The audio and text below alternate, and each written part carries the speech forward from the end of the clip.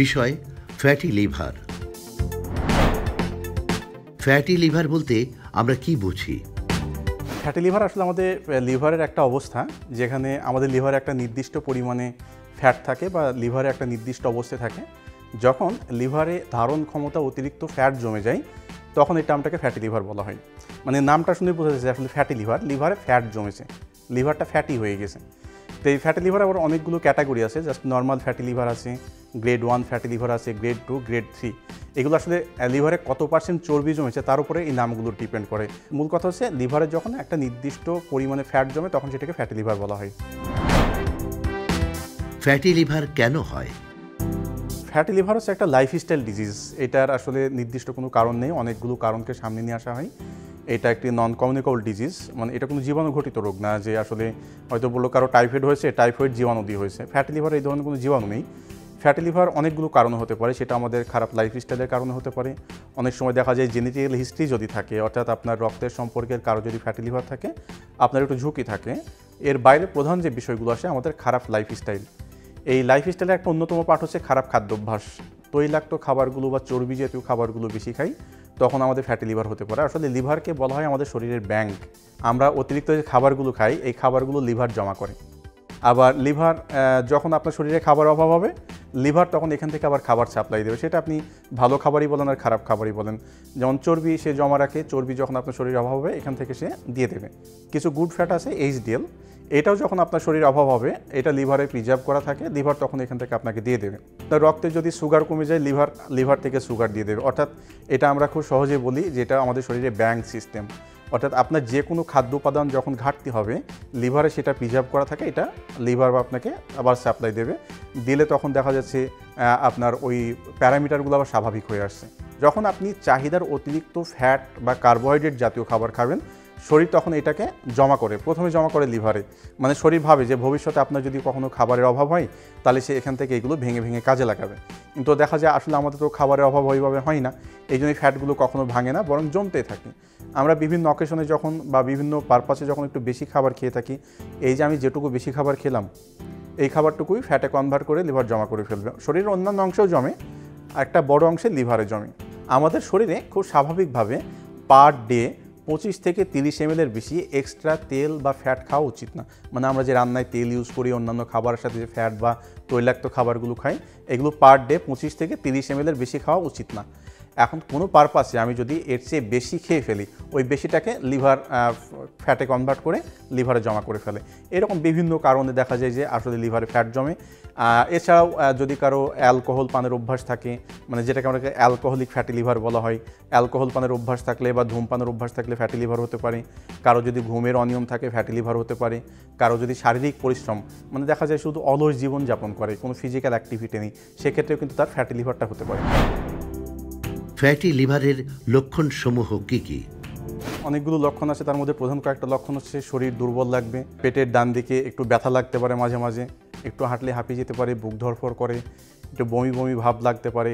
আর সবচেয়ে বড় প্রবলেম হচ্ছে অ্যাসিডিটির সমস্যা, অর্থাৎ দেখা যায় গ্যাস্ট্রিকের সমস্যা অন্যান্য যে কোনো সময় চেয়ে বেড়ে যেতে পারে। এগুলো হচ্ছে প্রধান সমস্যা। এর সাথেও ছোটো ছোটো কিছু সমস্যা আছে যেগুলো দেখা যায় যে অন্যান্য রোগের সাথেও মিলে যায়, কিন্তু যদি আলাদা করে বলতে হয় এগুলো হচ্ছে ফ্যাটি লিভারের প্রধান এবং কমন বৈশিষ্ট্য যেগুলো। ফ্যাটি লিভার রোগীদের কোন কোন ধরনের খাবার খাওয়া উচিত? ফ্যাটি লিভার রোগীদের খাবার ব্যবস্থাপনা যদি বলতে হয় এটার আসলে প্রথম বা প্রধান চিকিৎসা ব্যবস্থা হচ্ছে ওনার খাবার ব্যবস্থাপনা ঠিক করা। লিভার থেকে ফ্যাট কমাইতে হলে আপনাকে যেটা করতে হবে সবার আগে বাইরে থেকে ফ্যাট সমৃদ্ধ খাবারগুলো বাদ দিতে হবে, স্পেশালি ব্যাড ফ্যাট। যেসব ফ্যাটগুলোকে আমরা সম্পূর্ণ একেবারে স্যাচুরেটেড ফ্যাট বলি, যেমন ভোজ্য তেলের মধ্যে সয়াবিন তেল একেবারে বাদ দিতে হবে। গুড ফ্যাট খাওয়ার অভ্যাস করতে হবে যেগুলোতে আনস্যাচুরেটেড ফ্যাট থাকে, ওমেগা 3 ফ্যাট থাকে। তখন দেখা যায় এই আনস্যাচুরেটেড ফ্যাটগুলো এখানে জমা হওয়ার টেন্ডেন্সি কম থাকে। তো সেক্ষেত্রে দেখা যায় যে লিভার যে আমরা যখন কম খাবো বাইরে থেকে ফ্যাট, তখন লিভারে যে ফ্যাটগুলো জমা আছে সেই ফ্যাটগুলো ভেঙে ভেঙে শরীর কাজে লাগাবে। এইভাবে এটা আমরা রিডিউস করতে পারি। আর একটা কারণে আমাদের লিভারে ফ্যাট জমে সেটা যদি আমরা চাহিদার অতিরিক্ত কার্বোহাইড্রেট জাতীয় খাবার খাই।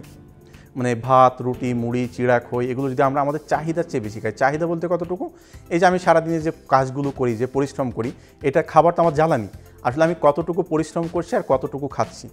যদি আমি আমার পরিশ্রমের চেয়ে বেশি খাবার ইনটেক করি, বেশি কার্বোহাইড্রেট ইনটেক করি, ওই কার্বোহাইড্রেটে তখন ফ্যাট জমে। তো এই জন্য প্রথম যেটা করতে হবে, তেল বা তেলের ব্যবহার একেবারে কমাইতে হবে, তৈলাক্ত খাবারগুলো একেবারে খাওয়া যাবে না, সাথে হচ্ছে আপনাকে কার্বোহাইড্রেট বা শর্করার পরিমাণ কমাইতে হবে। আবার শর্করা খাওয়ার ক্ষেত্রে একটু বাছাই করতে হবে, আমাদের সিম্পল শর্করাগুলো অ্যাভয়েড করতে হবে। আমি যেটুকুই খাবো সিম্পল শর্করা না খেয়ে কমপ্লেক্স শর্করাগুলো খাবো, মানে জটিল শর্করা যেগুলো বলে, যেগুলো সহজে ব্রেকডাউন হয় না। আরও সহজভাবে যদি বলি, যেসব কার্বোহাইড্রেটের গ্লাইসেমিক ইন্ডেক্স 55-র নিচে, আমরা সেগুলো খেতে চেষ্টা করব। এগুলো থেকে শরীরে ফ্যাট খুব কম জমে, অর্থাৎ এখান থেকে শরীর খুব ধীরে ধীরে এনার্জি নেই, তো এখান থেকে শরীরে ফ্যাট জমার টেন্ডেন্সিটা খুবই কম থাকে বা সম্ভাবনা খুব কম থাকে। তাহলে আপনাকে শুধু খাবার খেলে হবে না, খাবার বাছাই করা শিখতে হবে। যেমন ঠিক আছে, আপনি ফ্যাট খাবেন, গুড ফ্যাট খাবেন, শর্করার ক্ষেত্রে আপনাকে এই ধরনের শর্করাগুলো বাছাই করতে হবে। ফাইবার সমৃদ্ধ খাবার খেতে হবে, যেমন শাকসবজি, ফলমূল, এগুলো খেতে হবে। ডেইলি একটু ফিজিক্যাল অ্যাক্টিভিটির অভ্যাস করতে হবে, মানে একটু শারীরিক ব্যায়ামের অভ্যাস করতে হবে।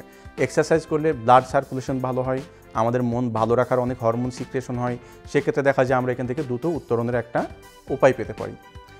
আর আরেকটা গুরুত্বপূর্ণ ব্যাপার হচ্ছে ঘুমাইতে হবে, পর্যাপ্ত পরিমাণে ঘুমাইতে হবে। তো মোটামুটি এই ব্যাপারগুলো যদি আমরা বাছাই করে একটু বা মেনটেন করি, সেক্ষেত্রে দেখা যায় যে আমরা ফ্যাটি লিভার থেকে ধীরে ধীরে মুক্ত হতে পারি। ফ্যাটি লিভার প্রতিরোধের উপায় কি?